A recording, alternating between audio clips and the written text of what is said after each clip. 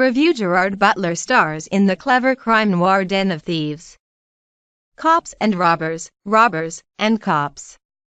It's a classic genre, from children's games to cinema, and it's the spine of Christian Gudegast's directorial debut, the LA crime noir flick Den of Thieves, in which cops and robbers is writ so large it nearly becomes abstract. It's a film that wears its inspirations openly, with a whole lot of Training Day, Rampart, The Usual Suspects and Inside Man in the mix. With excellent cinematic craftsmanship and some clever twists, Den of Thieves nearly places itself within that canon, even when it's too enamored of its own trickiness. Gudegast does pull off the nearly impossible, making a hefty 2-hour, 20-minute heist film riveting. He is aided in that task with juiced-up performances by Gerard Butler and Pablo Schreiber, who play the cop and the robber, respectively. Both are in total beast mode, jacked up and hulkied out, ready to pop off at a moment's notice. Their agitated energy provides a palpable sense of danger. Butler's Big Nick, a sheriff's detective in the Major Crimes Unit, squares off against Schreiber's Merriman, a local felon just out of prison, planning a hit on the LA Federal Reserve Branch with a crew of dudes he knows from the Marines, the Clink, and Long Beach High School football. The plot follows the parallel stories of the cop in pursuit of the robber, demonstrating they're more alike than not.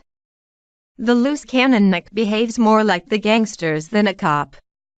Before we even know his name, the hungover detective munches on a donut plucked from a bloodied box, dropped by the victim of a violent armored truck robbery staged by Merriman, a precise and prepared former soldier.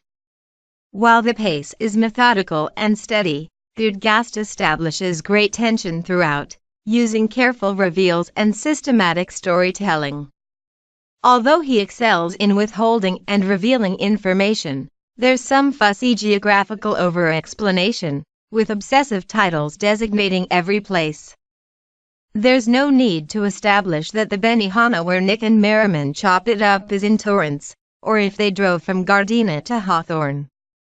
It's an unnecessary distraction, especially while you ponder why anyone in downtown LA would order Chinese food from Monterey Park in the middle of the day. Den of Thieves feels like a throwback crime tale, but some of its traits could have been left in the past, like the totally outdated and frankly misogynistic depictions of women as harried wives, innocent daughters, or strippers, simply motivation for the men, not actual people.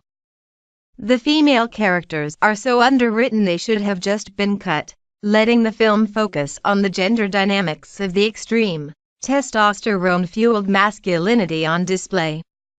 Gudegast, who wrote the script with Paul Schering, is concerned very much with the house but not so much the whys.